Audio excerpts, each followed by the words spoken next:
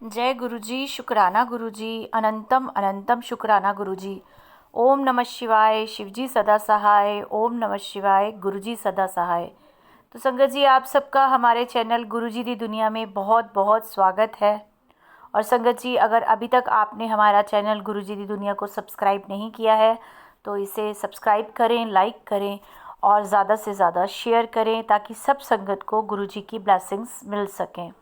और संगत जी, जैसा कि आपको पता है कि इस चैनल के माध्यम से हम किसी भी संगत का सत्संग, चाहे वो हमें लिख कर भेजें या हमें रिकॉर्ड करके भेजें, हम उनका सत्संग शेयर करते हैं सबके सामने। तो अगर आपका भी कोई सत्संग हो तो आप हमें हमारे डिस्क्रिप्शन में दिए गए नंबर पर भेज सकते हैं। और आज हम जतिन अंकल का सत्संग शेयर करने जा रहे हैं, जिन्होंने अपना सत्संग हमें हमारे व्हाट्सएप नंबर पर रिकॉर्ड करके भेजा है। तो चलिए हम सब मिलकर जतिन अंकल का सुंदर सा सत्संग सुनते हैं। जय गुरुजी, शुक्राना गुरुजी, अनंतम अनंतम शुक्राना। सारी संगत जी को जय गुरुजी।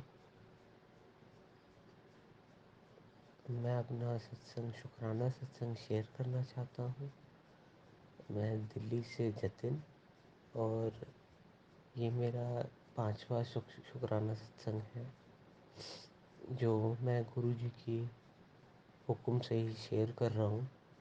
और मालिक हमारे गुरुजी तो साक्षात पार ब्रह्म परमेश्वर है, और शिवजी ही हैं जो सदाशिव बोलो, महाशिव बोलो, गुरुजी ही हैं। और गुरुजी की जितनी भी वडियाई की जाए वो कम ही है। और लफ्ज़ों में बखान करना बहुत मुश्किल है, बहुत मुश्किल। क्योंकि उनकी ब्लेसिंग्स हर पल, हर क्षण, हर समय साथ चलती है। किसी ना किसी रूप में गुरुजी जो मैसेजेस देते हैं वो बिल्कुल 1000% सच होते हैं कि गुरुजी किसी न किसी फॉर्म में, किसी न किसी रूप में हमारे साथ चल रहे होते हैं। हर सांस में, हर समय, हर पल हमारे अंग संग होते हैं। यही आज मैं बताना चाहूँगा कि गुरुजी ने अनेकों बारी मुझे अपनी प्रेजेंस फील कराई है। और तितली रूप में, मोर रूप में,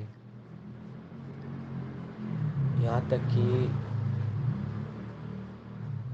मतलब लोगों के रूप में भी गुरुजी ने आके अपनी प्रेजेंस फील कराई है। पहले तो मैं जो ये सत्संग बता रहा हूँ, ये सत्संग मेरे सामने हुआ और मुझे पता था कि वो गुरुजी ही है। मैं अपने घर में बैठा हुआ था और मेरे घर में उस टाइम पे सब अपने अपने काम से गए हुए थे और मैं ही घर पे था।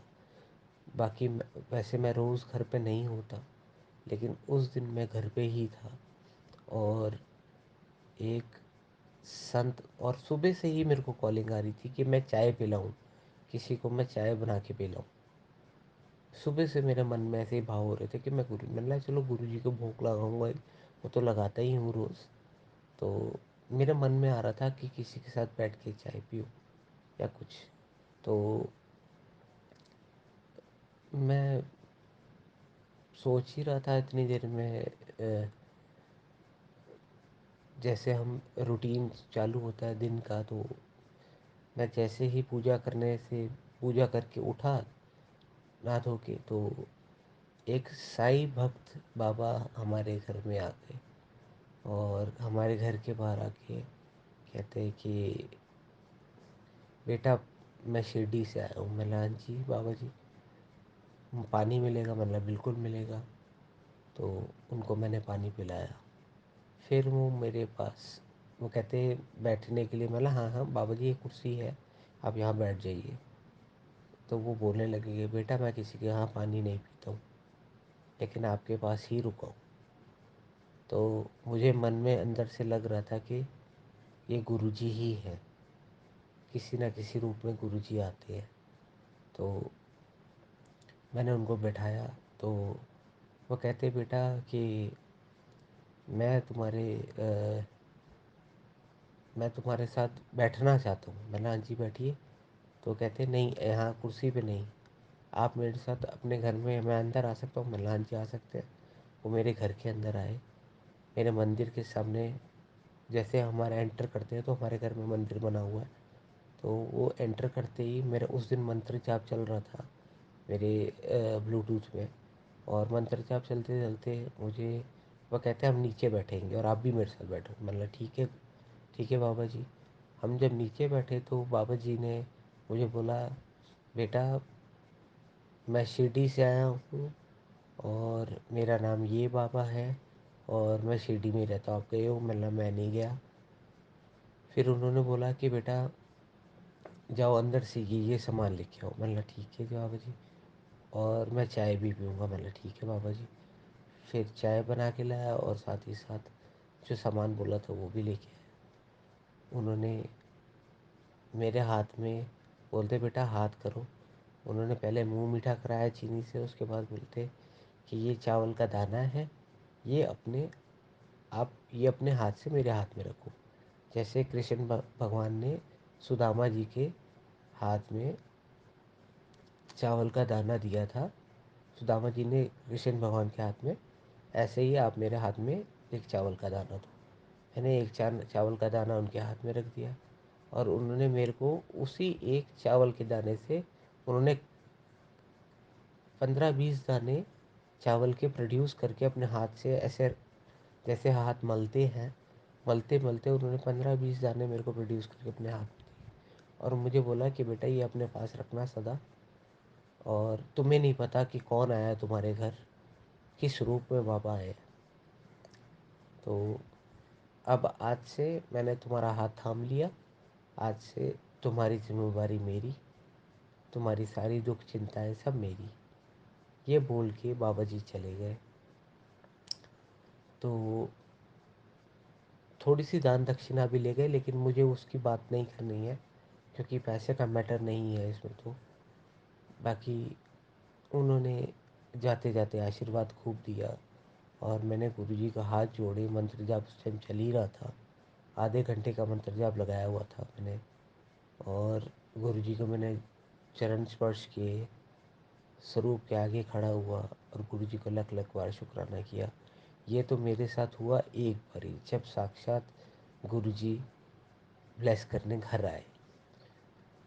दूसरी बारी भी हुआ मेरे साथ, जब मैं कभी कभी मेरी नाइट ड्यूटी होती है और मैं सुबह 4 बजे घर आता हूँ। 4 बजे मुझे एक बाबा जी रोज़ मिलते हैं अपने घर के रास्ते में, जिनकी हाइट 6 फुट से ऊपर है और वो पीले चोले में खड़े रहते हैं, तिलक वगैरह लगा के। मैंने तो आज तक ऐसे कोई टाइम नहीं देखा कि मुझे साधु संत महाराज बाबा जी कोई 4 बजे मुझे रोड पे खड़े हुए मिले। और वो मुझे रोज़ मिलते थे। अभी 10-12 दिन पहले की बात है, 3-4-5 दिन लगातार मिले और मैं उनको चरण स्पर्श करता था, कुछ दक्षिणा देता था और उनसे आशीर्वाद बोलता था। वो बोलते थे महादेव तुम्हारी रक्षा करे, महादेव तुम्हारे को आशीर्वाद दे।